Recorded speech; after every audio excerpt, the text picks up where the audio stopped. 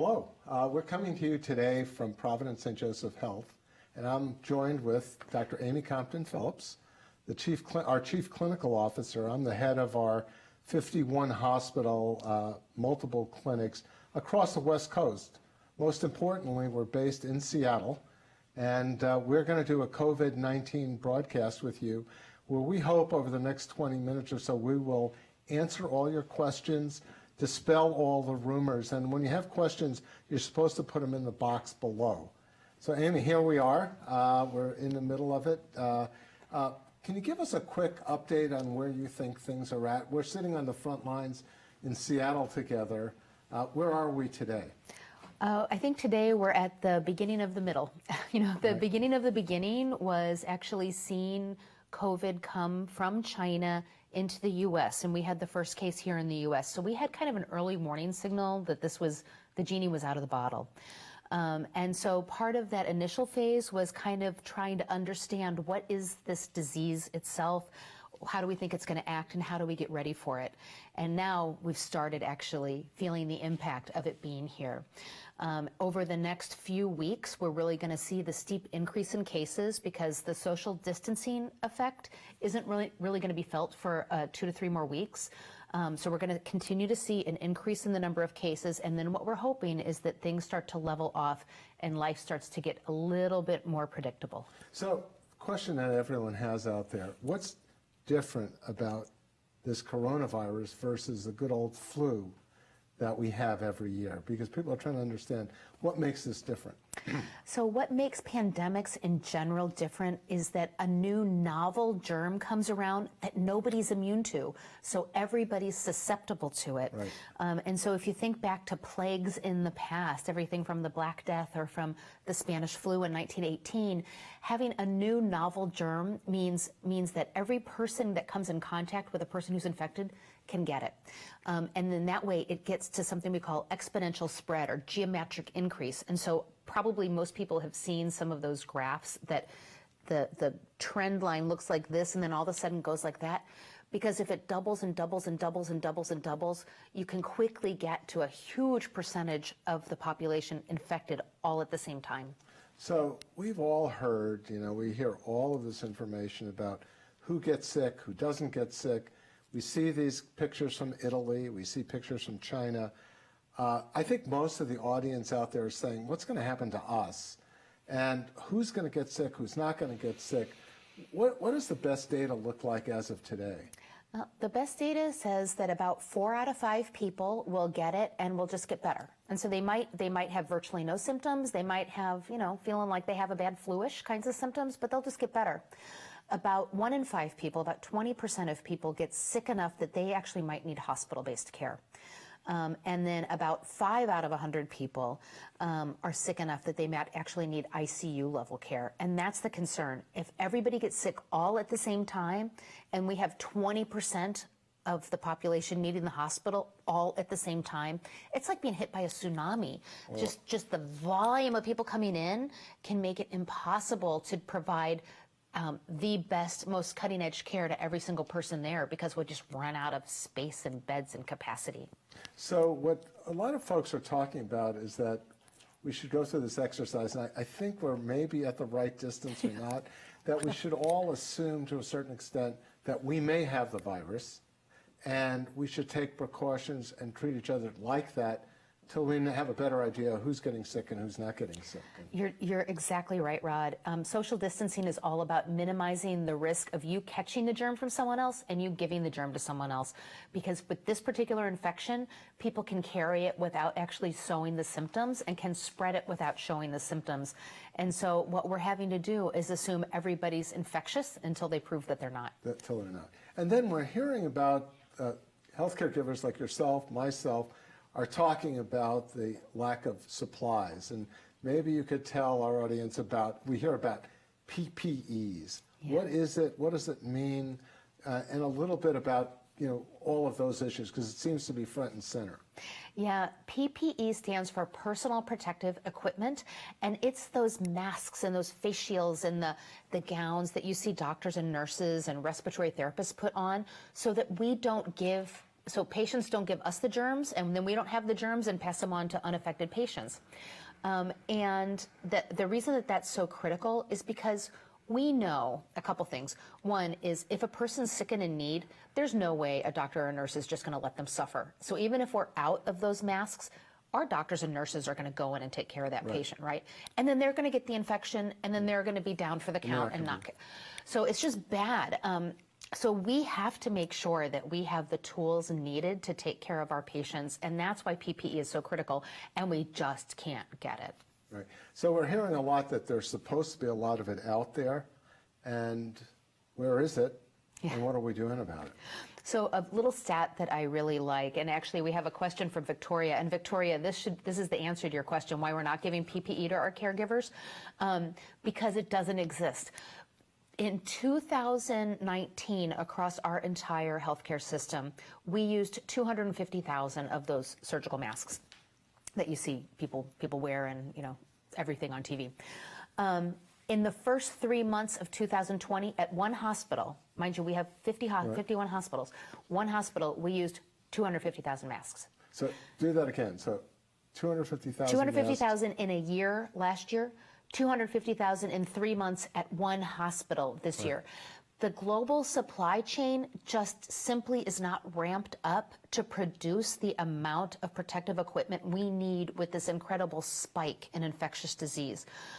So the supply isn't there, which is why at Providence, what we've started is a 100 million mask campaign to actually see if we can do something to change the supply chain, because we cannot send our caregivers and our doctors and our nurses into the front lines to fight this germ unequipped for the needs that we have. Well, we have to protect our caregivers first and foremost. Yes. That's it. But our frustration is we are hunting down every mask every day. I think we have teams of people who are trying to find out whether they're on a railroad car somewhere or at an airport somewhere in order to do that. I mean, talk about that process. We have people going to shipyards. We have people contacting CEOs of a wide array of everybody from construction companies to home goods suppliers, looking for masks under absolutely every rock. So it is not for want of trying to be able to get this equipment. It just simply, the supply chain doesn't exist, which hence the decision to say, okay, we've got to do something. How do we actually rely on Yankee ingenuity and figure out some other methodology? But it is by far, you know, if you talk to caregivers, it's 1, 2, and 3 on their list. Yeah. They're afraid of themselves. They want to protect their patients. They want to protect their families. Of course. So I would say this is #1 priority issue. Yeah. And as much as our audience can kind of scream and talk to your representatives, talk to everyone else, because we're really going to need to get that ramped up. We got another. Oh, is it the government? We have a or question, is it us, yeah. Right? Is the government responsible for supplies? You know, I think of the government as being responsible for infrastructure. And so, you know, we pay taxes so that our taxes can then make sure that we have schools that work, and you turn on the tap and clean water comes out, and you flip a switch and electricity flows, and you drive across a bridge and the bridge doesn't fall down. And so helping us understand what's coming and what we need. And so the CDC has been tasked with saying, you know, monitor for and prepare for pandemics. We also had other government agencies. And unfortunately, you know, memories are short and pocketbooks are always strained. And over the past 20 years or so, there's been significantly less government spending in pandemic preparedness. And I think it's really put us behind the 8 ball now, which is why we have to turn to this private healthcare system to solve this public health crisis. Right, and I think is tell companies to work 24/7, turn other factories into mask-making factories, get supplies from overseas, and that's where the government comes in. Just get them ready for us. We'll know what to do once we have them. But today, when we go to our shelves, they're empty. We need them to be restocked. The other thing that a lot of our audience has talked a lot about is testing. And that, you know, if we've been frustrated about protective equipment, we've also been frustrated about this whole testing issue, and maybe a quick overview. Are we getting any better? What's happening there? Sure, and I'm going to get to testing, but I would love to first call out, we have a partner here in the Seattle area that with the PPE, you talked about calling on businesses around you to retool. We had a volunteer from Cass Industries, a furniture maker here in our market, who called us up when he heard about our PPE shortage, and he said, how can I help? I can retool my entire factory tomorrow to start making PPE for you if you can get me the supplies. And we're like, yes. Yeah. So we got supplies, and we're now, it's actually a really good thing. He's able to keep his people employed because we can pay him to make these medical grade masks and supply us here. And I really think that kind of partnership with local communities and business is going to be really essential to getting us out of this crisis. And that's the only way we're going to get some of this out. But over to testing. Yes, another nightmare. We have been unable to rapidly ramp up testing in the same way that they did in South Korea. They turned it on very quickly. And part of it was regulation and not being allowed to work it. And then once the regulatory barriers broke open February 29th, so just a couple of weeks ago, companies started ramping up very quickly, but kind of like PPE, the supply chain isn't there. So the reagents to do this test, that is now 100x, 1000x what we normally use, they're trying to ramp up production of the ability to do the test. And so again, we're looking at industry partners helping us be able to do that. And then the third limiting factor is people, and having enough people to do what they need to do. And what are we doing about that? We're working really hard to do several things. One is there's regulations about where doctors and nurses can practice, and it's a very state-based thing. And most of the states here on the West Coast have said if you have a license to practice in one state, you can now use that license in another state. And so that's really helped kind of smooth out moving staff around. But we also have crisis levels of staffing saying that typically if it takes a nurse to do this, well, we have some really good nursing assistants that with a little bit of training in a crisis, we can allow them to do things that normally we wouldn't do. And I saw a great, cartoon the other day about how if you get COVID, you want to get on a ventilator early, otherwise you might have a gynecologist, putting you on a ventilator. And that is because we're also like helping doctors do things that they don't normally do, but in a crisis, in a time of great emergency, you actually shift who does what. What we're actually doing is thinking through all of that, where to find a respiratory therapist. We've been talking to China, Italy, Korea on a pretty regular basis to find out what they say works and what doesn't work, right? It's been so helpful, and I know that there's all kinds of information out there about how blaming other countries versus saying, we are all in this together. We are not fighting against China. We're not fighting against Italy. We're fighting against a germ, and together we're going to learn how to combat that germ much faster. The physicians and the nurses, the caregivers in China were absolute heroes in trying to figure out the ground zero of how do you do this. And we're in a much better place here in the States because they've helped us understand what we're in store for and to start preparing for it. Right. So we want to prepare for the worst and hope for the best as we go forward. Absolutely. And then the other thing that I think a lot of people think about, what can each individual do on their own to help out with this whole pandemic? So if I'm sitting at home, I'm in front of my computer, I'm watching this, what are the things, what's my ABCs of what I should be doing? Yeah, I saw a beautiful picture the other day of a bunch of people in an OR in scrubs holding up signs that said, "We're here for you, stay home for us." Right. So job one is actually do that social distancing, stay home. Don't, be the fire break to stop the virulent spread of this virus. So that's one. But number two is for people who stay home but also have the capacity to help their neighbors. That's really important. Right. Because think about if you're elderly or you're shut in or you don't have much disposable income because you are a restaurant worker and all of a sudden your restaurant's closed, or so think about the people around you who don't have quite as much and how can you help them? And so trying to think, this is a time communities have to come together to help each other. I think that this is our World War II moment where we as a country really think about what unites us rather than what divides us. Right. And then all the usual around hand washing, hygiene, all of those things are kind of a given.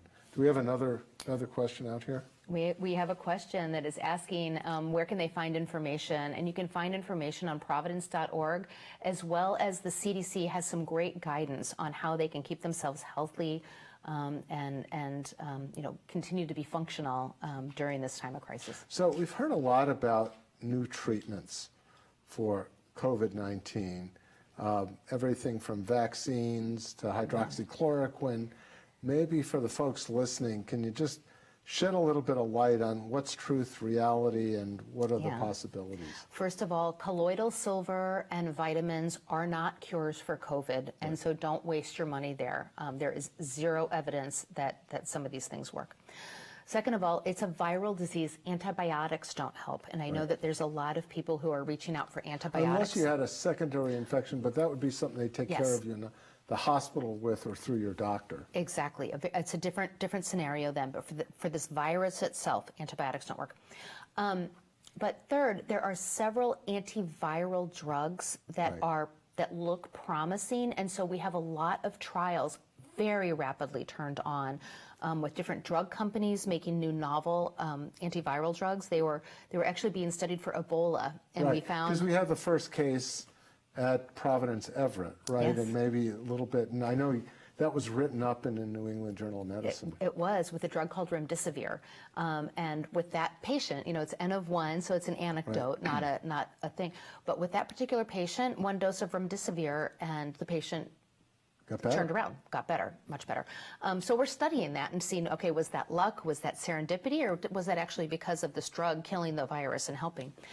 We're also testing devices that can filter the bloodstream. We're testing antibodies from people who've recovered from... That's what happened with Ebola, right? I mean, a lot of the work that was done there was cultivating antibodies from people who had survived the infection. Exactly. So that works in progress as well. Which is fantastic.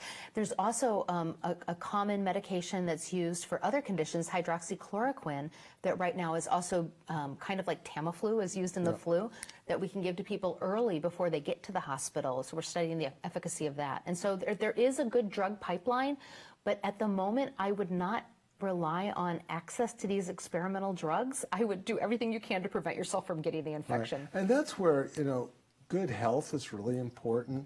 Staying healthy, all of those things, good nutrition, not to minimize any of those things, making sure you're getting some exercise while you're all doing it. One of the other things that come up is the mental stress of all of this. And I know I have been on the phone with several folks really trying to allay their anxiety and whatnot. Yeah. How much of that are we seeing, and what's being done about that part of it? We're seeing a lot of it. I mean, just think about it, Rod. We have just totally changed people's lives, right? We've told them, don't go to work, you've got to stay home, there's this big looming bad thing that can kill everybody out there. It's frightening, it's scary. And then if you go into some dark corners of the internet, it amplifies that. Yep. And so there's a couple things. One is there's lots of resources to help you actually be able to distinguish the fact from fiction. There is also everything from meditation through online apps to deal with anxiety and depression. And certainly, just because you're staying isolated physically doesn't mean you have to stay isolated socially. And so reaching out to others so that you can talk yourself out of the endless cycle of fear and anxiety that happens is really key. Because that's a big deal with all of this. How do you think our hospitals are holding up? The other one thing that frightens a lot of people is this whole issue about ventilators. Yeah. And we've heard governors talk about ventilators. How about as two doctors, why don't we try to tell the group a little bit about what our take is on this whole issue? Right. The thing that would keep me awake at night is if 10 people come to the hospital that their breathing is failing and they need to be on a ventilator and I only have one, what are we going to do? And we just decided that's not going to happen. We will not have that happen.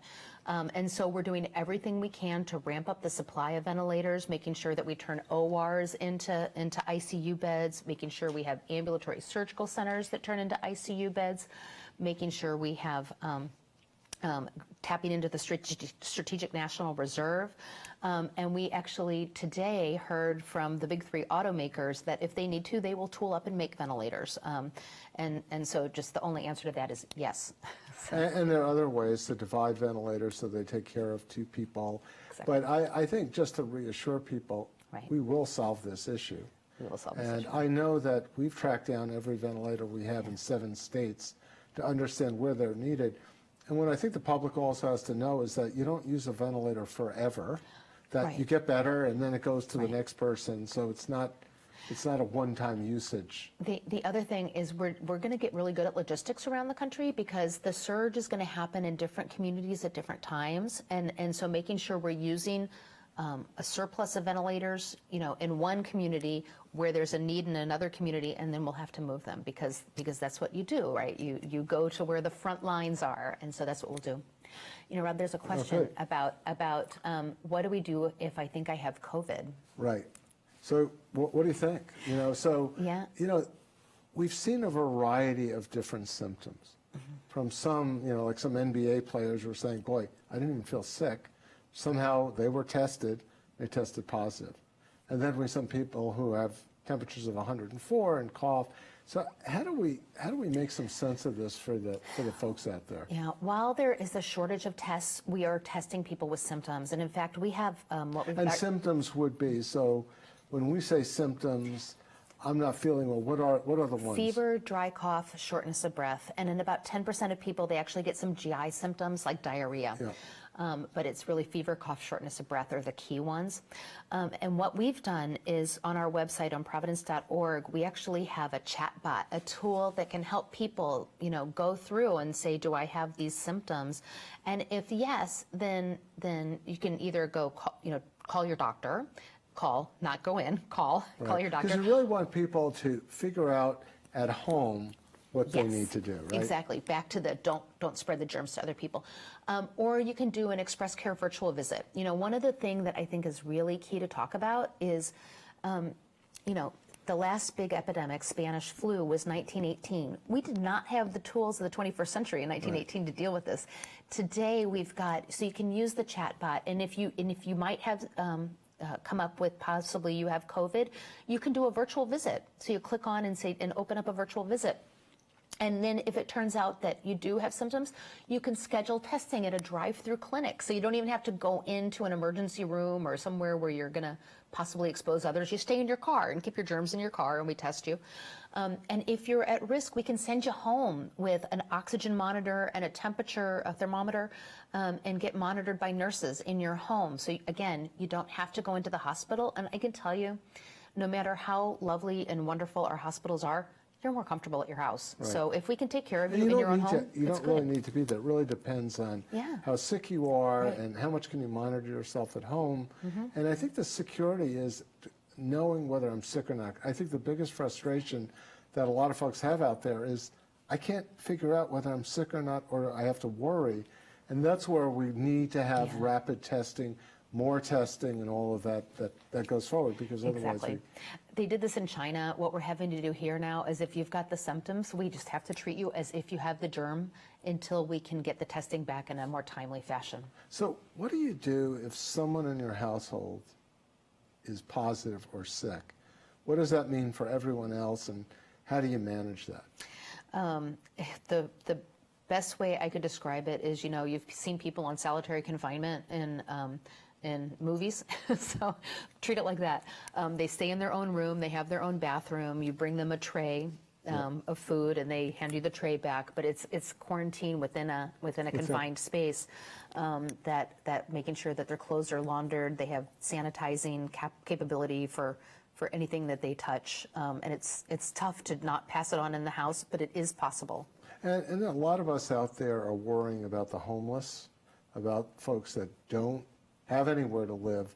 What's being done in communities to kind of help with the folks that are on a good day, they're challenged, but now with this whole pandemic that's out there, what's happening? It's another area where communities have to come together and work together, because you could imagine if somebody gets COVID and then goes back out onto the streets, one, they're going to have a horrible health outcome because it's not a healthy location to be, but two, they can pass it on to everybody else and really cause a roaring epidemic among the most vulnerable population we have. And so what we're doing now, working with communities like here in King County, purchasing actually hotels to be able to put homeless people in so that they can have a safe place to ride out their quarantine and live, get services. The other thing is homeless shelters themselves. They were very short on things like soap and sanitizers. So we held a fundraising campaign to make sure that at least at homeless shelters, people could come in and shower and stay clean and wash their hands with soap and use Purell and all those things to keep them safe and healthy. So I think really, back to your question about what people can do, keeping their most vulnerable patients healthy, most vulnerable community members healthy is critical. Any other questions out there that you can see, Amy? Yeah, it's pretty tough to read the questions, but the caregiver update. So how are we staffing, rotating shifts, and managing testing? So we're trying to do all of it. We particularly as the number of people with infections increase, our staffing needs will continue to increase.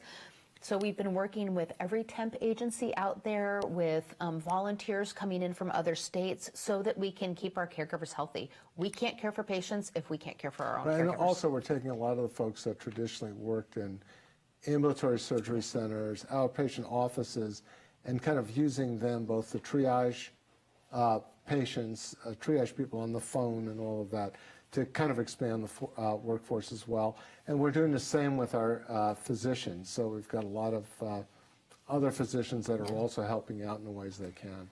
Absolutely. And when it comes to caregiver testing, we have them at the front of the queue.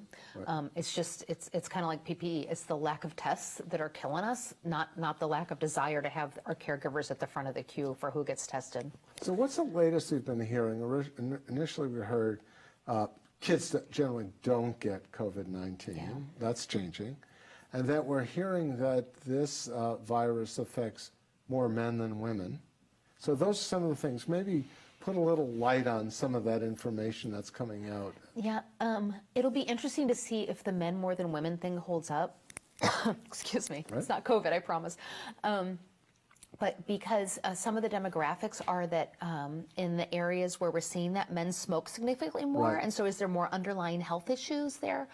But yes, we have seen that young people get this. It's just that they tend to survive better. Right. So it's not that they don't get the germ. They're not immune to it. They're not immune to it, and we've had several, I can tell you already, people even in their 20s and 30s have to go into the ICU on a ventilator with it. So when they get sick, they get really, really sick.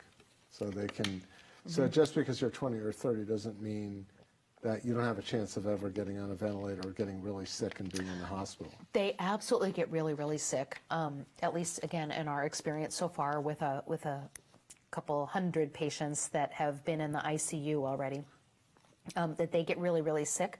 But because of their just physiologic reserve, that they can survive the sickness and come out on the other side, as opposed to if you're 80 and go in on a ventilator, the mortality rate's significantly higher. It's about 1% compared to 16%. Underlying illness seems to be a big factor.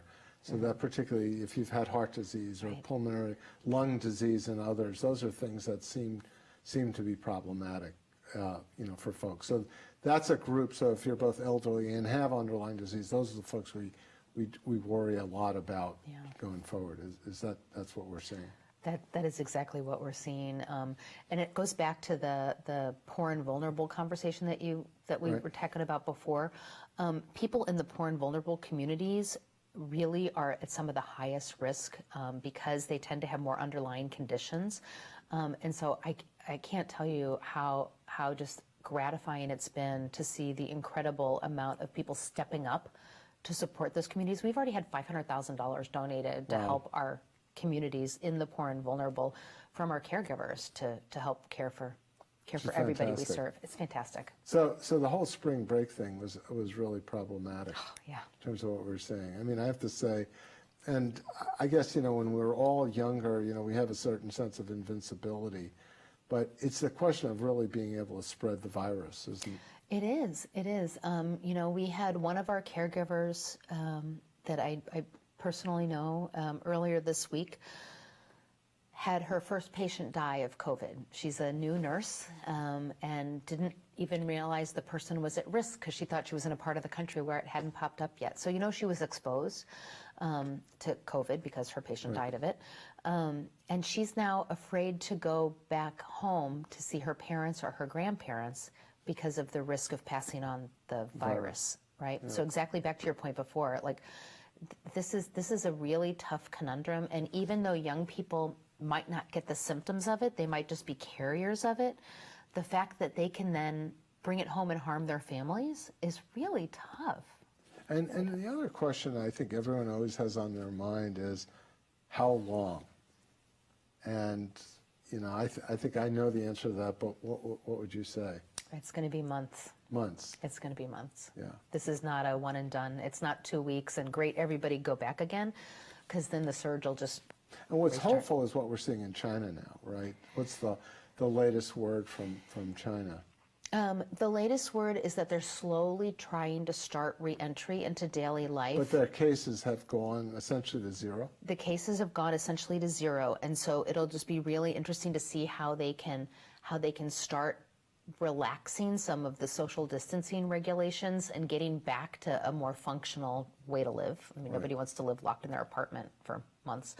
And so how do we do that and not immediately see a resurgence of the germ? And so that's what we're watching for, and we're hoping that we can follow their model. Right, right. Yeah. Because I think, we all worry about the stress and strain on people who've lost their jobs, lost their work, all of those types of things. I think that's an ongoing threat that's out there in addition to the virus itself. I absolutely think so, and this is a time when again mentioned, we want a functioning government to help out, because I think this is really the time that we are going to need them to help actually make the economy work. So when people want to get tested, where's the first place they should go, and then how do they follow up? Because what we've seen is a lot of video of folks that have been frustrated.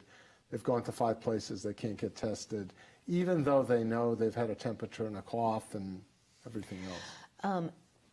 So what we're doing is we're really strongly encouraging people to go through tools like the triage tool to say, do you need a test? And then if you do need a test, going through getting a test from a physician's order. I know in our system we have a tool that helps everybody know where the testing capacity is, right. So that you can actually get it done. You don't have to go to 5 different doctors to get it ordered and accomplished. We know where we have them. We know where we have the capability. We are doing it by appointment so that we can get the people who most need the test. Right. But it kind of varies across the country, right? It does. We hear hotspots in New York and in other places, and it varies a little bit about whatever state you live in. It may be a little bit different depending on where you are, which is and it's part of this constrained environment. It's trying to figure out, it's interesting, we live in a world of Amazon where you can immediately say, where do we have the supply and where do we have the demand? And we're not quite there yet with matching the testing supply demand capacity match. And so we're doing our best with by hook and by crook and by tools and by infrastructure. I can tell you we were on a call earlier today with the CEOs of all the lab companies as well as all the insurance companies.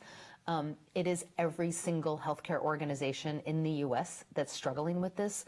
And they're looking to Providence right now for some solutions because we've at least, it's not perfect by any stretch of the imagination, but we're trying at least to be able to do that little bit of demand capacity match.